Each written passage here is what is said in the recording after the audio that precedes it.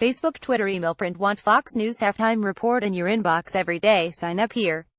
On the roster, would you even care if he was guilty? Sessions announces hunt for leakers. No clear path on Obamacare as Congress leaves town. 10 HUD Kelly brings military discipline. That's what they want you to think. Would you even care if he was guilty? The stock market is up, unemployment is down, and the economy seems to be picking up some steam.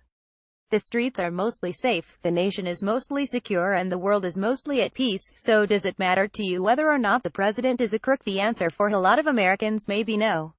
With the revelation that a grand jury is looking at evidence against members of President Trump's 2016 campaign team, we move closer still to the possibility that someone could be in very big trouble. Special counsel Robert Mueller and his squad are moving fast, and the likelihood that some charges will be brought can no longer be ignored.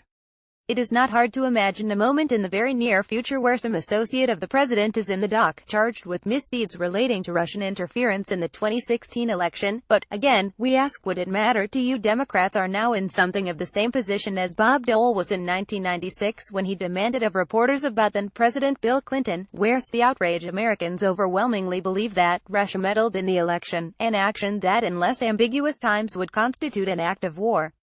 And an almost equally large number believe that Trump was to some degree complicit. But despite the day-by-day revelations, about a third of the country sticks with Trump. The most recent Quinnipiac University poll found that 57% of respondents believe Trump was abusing the powers of office, 62% said he was not being honest, and 58% said they thought he was interfering with the investigation. But let's dig a little deeper. While Trump's job approval rating is at a new all-time low, he is still in the good graces of 76% of Republicans. That's not so hot with one's own party, a category in which presidents typically like to see numbers in the 80s or 90s. But still, 76% ain't nothing. That number matches up almost perfectly to the percentage of Republicans who believe Trump is not interfering. Heck, 30% of Republicans said they didn't even think Russia interfered in the first place, and 70% of GOP respondents said they didn't think Trump had done anything wrong at all. That's a pretty massive disconnect. Independent voters overwhelmingly agree Russia interfered and Trump did wrong. While they are divided on the question of whether it constituted a criminal action or simply an unethical one, about 60% of unaffiliated voters say Trump did a bad thing vis-a-vis Russia. You can attribute this disconnect to blind followership, alternate facts, or mind-boggling double talk from the administration. But there may be something else at work here. Many of Trump's supporters wouldn't care, even if they knew it was true. One of the reasons the president has fallen back into the habit of demanding criminal prosecution of his vanquished 2016 foe is to force his supporters to climb back down the decision tree and ask themselves again whether they would rather have Hillary Clinton as president. This is a version of what Trump did throughout the campaign. He would tacitly admit his ethical shortcomings but then cast them as positives: tough, the smartest, a killer. And then would go on to a harangue about the terrific corruption of the House of Clinton. When Bill Clinton's accusers were front and center at the second presidential debate, which was held in the wake of revelations of Trump's previous banter about sexual assault, the women were props in Trump's show. The message: I'm no prince, but this guy's a worse slime. Given the degree to which Republicans for generations have come to loathe the Clintons, who always seem to be getting away with the worst of their misconduct, it was a pretty convincing argument in a binary election. As the borscht gets deeper for the Trump administration on matters Russian, it is understandable that Trump wishes to revisit the choice of 2016. The approach is less effective now, of course, because we know that Hillary Clinton won't become president, no matter what. There will be no do-over on the election, and she couldn't even win her own party's nomination if she ran again in 3 years. If Trump stops being president, it will be the gentleman from Indiana who succeeds him, not the lady from New York. For core supporters, though, it still does the trick, albeit in a different way, as we hear Trump devotees wail that colluding with a hostile foreign power isn't a crime, or cavil that Mueller co. might find other crimes unrelated to Russian disruption. What we are really hearing is their acceptance of wrongdoing. This is the big so what. The underlying argument is that she probably did something even worse, so if he lied, cheated, and maybe even stole the election. For after all, he would have been only beating Democrats at their own game. Even though this view represents a minority of a minority, it is still pretty strong evidence of an unwell national civic culture. It is also like money in the bank for Trump. As Trump told adoring fans in West Virginia, they're trying to cheat you out of the leadership that you want with a fake story. We hate to have to keep harkening back to the impeachment of Bill Clinton, but the parallels are too overwhelming to ignore. And in that case, Democrats essentially came to accept that everything they once denied as a right-wing conspiracy was true, but that they just didn't care that it was so. Plus, with peace and prosperity reigning across the land, who wanted to yank the president out of office? The unthinkable became thinkable. That's what Trump needs. As Mueller and his fellow G-men close in on their quarry, the willful blindness of partisans won't be enough to keep Republicans from turning against Trump in numbers large enough to put his job at risk. But if there is a sense that removing or even further isolating the president could jeopardize a growing economy, folks will tend to get a lot more lenient in their thinking. That's why we revisit this thought experiment from time to time. If we imagine that all that has been said and accused is true, would enough Republicans care enough to want Trump out? Certainly the passing of time helps the president as voters get accustomed to a new reality that would have shocked them before.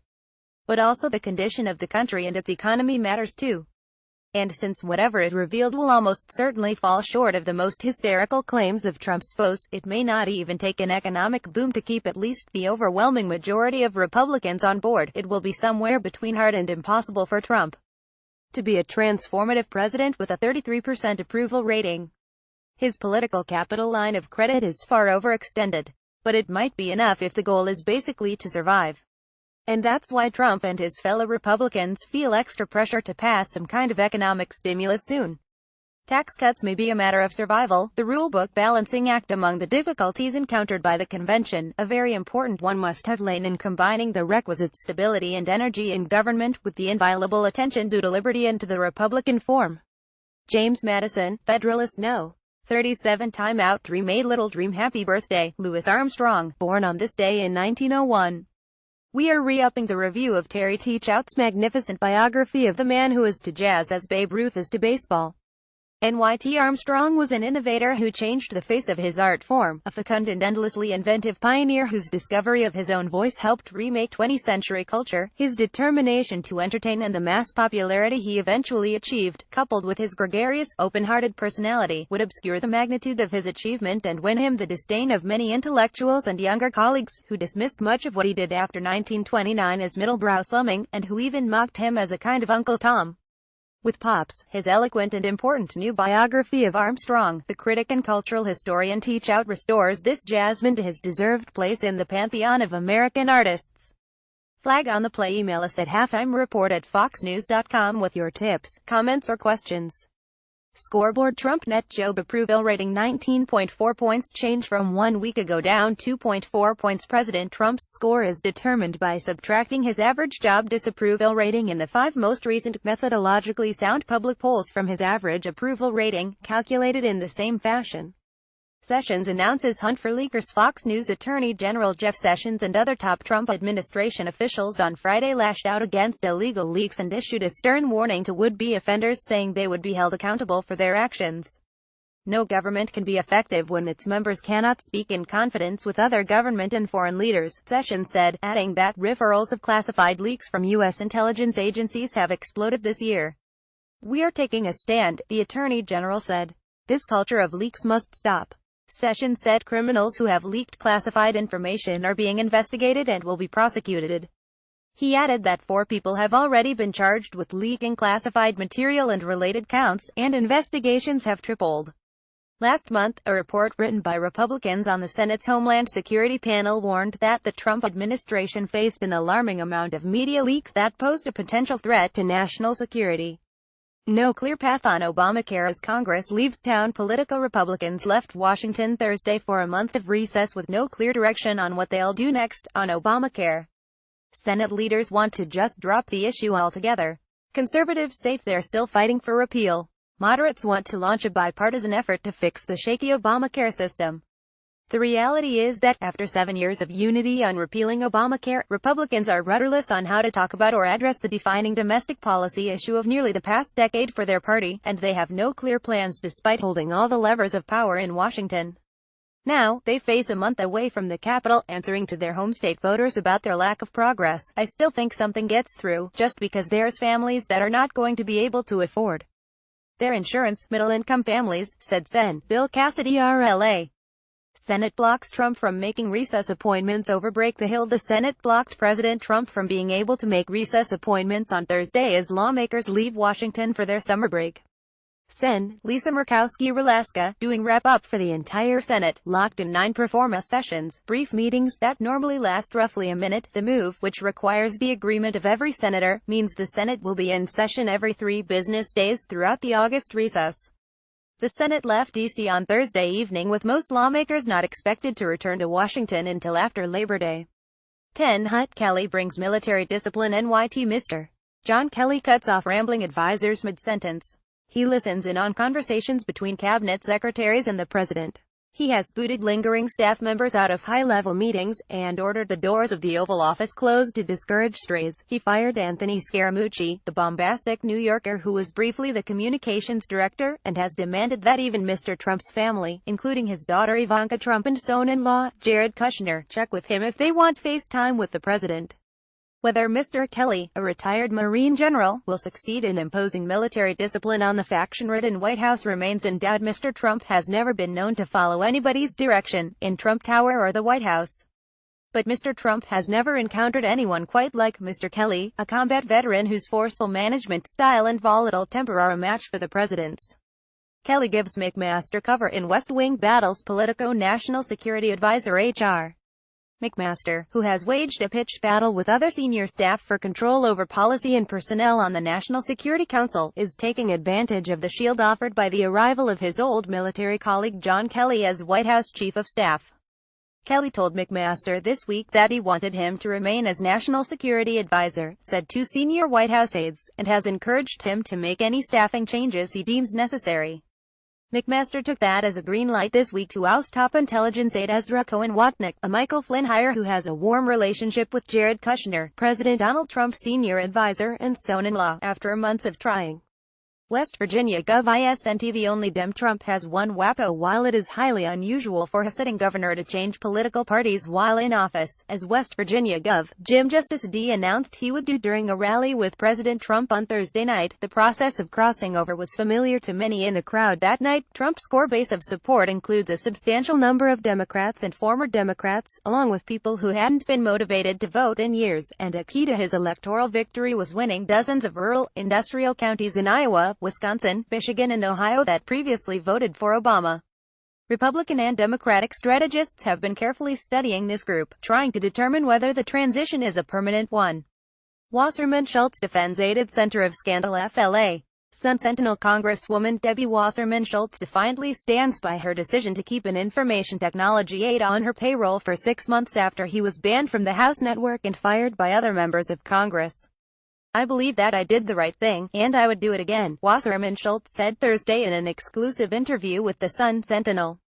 "There are times when you can't be afraid to stand alone, and you have to stand up for what's right.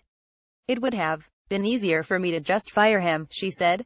The Weston Democrat did fire Imran Awan last week after he was arrested on bank fraud charges at an airport while trying to leave the country. As the former Democratic National Committee chairwoman, Wasserman Schultz is the most prominent Democrat who employed Awan. Her decision to keep employing Awan has been under fire from her Democratic primary challenger, Republicans and multiple conservative websites. They've suggested Wasserman Schultz is hiding something and the Awan matter is much more serious than she's letting on. Play-by-play. Kushner asks large tech firms to help upgrade federal agencies. The Hill U.S. economy added 209,000 jobs in July. WSJ interior watchdog launches preliminary investigation into Zinke. Calls the Hill. Spicer turns down Dancing with the Stars offer. TMZ. Secret Service moves out of Trump Tower due to lease dispute. NY Mag. Any given Sunday. Chris Wallace is joined by Sen. Tom Tillis RNC this Sunday to discuss Mueller's Russia probe. Watch Fox News Sunday with Chris Wallace. Check local listings for broadcast times in your area. Media Buzz host Howard Kurtz has the latest take on the week's media coverage. Watch Media Buzz Sundays at 11 a.m. ET. Audible. You could even put him in a basket. As a matter of fact, I have said over and over again, I think he's the most deplorable person I've ever met in my life. Rep. Maxine Waters. D. Califf said in an interview with MSNBC, "From the bleachers it seems to me that back in the Nixon era, Congress got a ruling from the Supreme Court that the executive branch had to spend what Congress appropriated even if the executive branch had asked for less. Of course I could be totally wrong." Bob Prudden, Owingsville, Kentucky. Ed. Note: far from it, Mr. Prudden. I did not want to get tangled up in too many legal considerations, but yes, there would certainly be law on the side of Congress to compel administrative agencies to discharge their duties in keeping with the law. Plus, not all agencies are created equal. Outfits like the Environmental Protection Agency and the Department of Energy are part of the executive branch, yes, but they are fulfilling specific mandates from Congress. The move in the 1960s and definitely throughout the Nixon years was to have Congress outsource lawmaking responsibilities to administrative agencies, professional regulators, rather than making rules themselves. In that way, these agencies are acting as proxies for Congress, even as their leaders are selected by the president. I understand that polls are just snapshots and your scoreboard is an attempt to smooth out polls in the hopes of clarification. However, I have two observations for you to muse and possibly comment on. First, how come it is deemed to be Trump's net Job approval rating when his average approval ratings are factored in to determine his score? The score then seems to be neither a Job approval nor an overall approval rating. Perhaps the scoreboard should use the line Trump's net rating, followed by the explanation as how the rating was determined. Secondly, should NT the average of the 5 most recent methodologically sound public polls also include the average of the year factor? Those polls proffer. Gino Bukowski, Fountain Valley, Calif. Ed. Note: great question, Mr. Bukowski.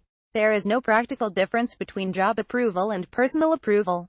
We would, however, recognize the difference between approval and favorability. You might like a person as an individual and have good feelings about them but still think they're performing poorly. Approval inherently relates to an individual's assessment of a person's performance if it is asked in the context of their duties. As for offering an average of margins of error, it just won't wash. A poll's result is the midpoint in a range of probability, so producing a statistical mean of those numbers would NT tell us anything? Chris, your report is must-read for me every day. It's also obvious you have some pretty intelligent people making comments and are as disturbed by the insanity in Congress as I dug up 2 comments that I think are relevant. Plato said those who are too smart to engage in politics are punished by being governed by those who are dumber. Albert Einstein wrote, all of us who are concerned for peace and triumph of reason and justice must be keenly aware how small any influence reason and honest good will exert upon events in the political field. Until 1955, all new congressmen were presented with a copy of the Jefferson Bible, which, as you know, was chock full of words of wisdom. Maybe something like that should be required reading again. Ernie Weaver, Northport, FLA. Ed. Note: I don't know whether people are worse now or simply more brazen. It's probably both, and the latter probably fuels the former. And if you've ever read the financial disclosure forms of politicians, you know how broadly the term required can be interpreted. I would add one more aphorism to the fine pair you offer Americans get about the government they deserve. Our system is failing, it's true. But the responsibility for that rests in the hands of the voters who seem willing to accept less quality, great deviance and always more dishonesty from their leaders. You can lead a citizen to decency, but you can't make him vote. Thanks for the kind words, and I affiliate myself completely with your comments about our readers. You guys are the best. Out of context, really? Okay, enlighten me. What is the correct context in which a president says the White House is a dump? Ace McIntyre, squim, wash. Ed. Note: it's not context, it's just a joke. Verbal irony aka sarcasm takes many different forms, but one of the most common is factiousness, irony with an edge. If I say I just love the Chicago Cubs, anyone who knows me, and probably even some who don't, would understand at once that I mean exactly the opposite. You know, a cousin of this kind of humor that has grown quite popular on social media. If I snap a picture of me lolling by the pool with palm trees swaying behind and post another brutal day at the office, you know that I am actually taunting everybody stuck inside on a beautiful day. Is it possible that Trump really thinks the White House is a dump? Sure. But, to be fair, he does seem fairly in awe of it, and so, I am willing to give him the assumption of a good-natured joke brag to some of his fawning members. Share your color commentary. Email us at halftimereport@foxnews.com and please make sure to include your name and hometown. That's what they want you to think. Reuters. The original recordings of the first humans landing on the moon 40 years ago were erased and reused, but newly restored copies of the original broadcast look even better, NASA officials said on Thursday. NASA released the first glimpses of a complete digital makeover of the original landing footage that clarifies the blurry and grainy images of Neil Armstrong and Buzz Aldrin walking on the surface of the moon. The full set of recordings, being cleaned up by Burbank, California-based Lowry Digital, will be released in September. The preview is available at www.nasa.gov. NASA admitted in 2006 that no one could find the original video recordings of the July 20, 1969, landing. And Now, a word from Charles. Look, the problem with special prosecutors is you assemble a team of, as you say, the best of the best in search of a crime. Normally you have a crime and then the prosecutors go out and try to prove it. With a special prosecutor, you start with whitewater and you end up with a blue dress. That's a long journey. Charles Krauthammer on Special Report with Bret Baier. Chris Stirewalt is the politics editor for Fox News. Brianna McClelland contributed to this report. Want Fox News Halftime Report in your inbox every day? Sign up here. Chris Stirewalt joined Fox News Channel FNC in July of 2010 and serves as politics editor based in Washington, D.C. Additionally, he authors the daily Fox News Halftime Report political news note and co-hosts the hit podcast, Perino Stirewalt'll Tell You What. He also is the host of Power Play, a feature video series on FoxNews.com. Stirewalt makes frequent appearances on network programs, including America's Newsroom, Special Report with Bret Baier and Fox News Sunday with Chris Wallace. He also provides expert political analysis for FNC's coverage of state, congressional and presidential elections.